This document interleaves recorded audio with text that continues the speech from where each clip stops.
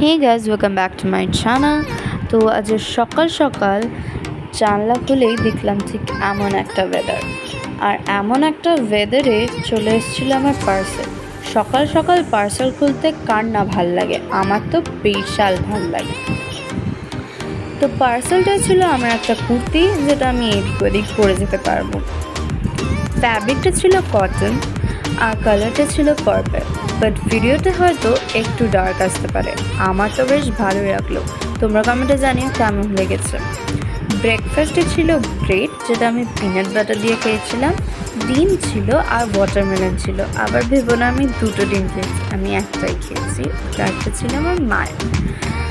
তো স্নান টান করে তুলসী তলায় জল দিয়ে দিলাম আর ক্যাকটাস গাছটাতেও জল দিয়ে দিলাম। গাছে জল দেওয়ার পর পুজো করে নিলাম। আমার তো পুজো করতে বেশ ভালোই লাগে, তোমাদের কার কার পুজো করতে ভালো লাগে কমেন্টে কিন্তু জানিও। আজও লাঞ্চে ছিল পটল পোস্ত, মাছ আর ভাত। ঘুমিয়ে ঠুমিয়ে দেখলাম এরকম একটা ওয়েদার হয়ে আছে, আকাশটা বেশ কিন্তু সুন্দর লাগছিল।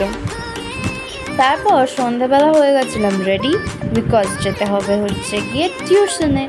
তো টিউশনে যাওয়ার জন্য আমি চুলটাও ঠিক করে নিলাম আর ঘড়িটাও পরে নিলাম। ঘড়ি টড়ি পরে নেওয়ার পর আমি বেরিয়ে গেছিলাম।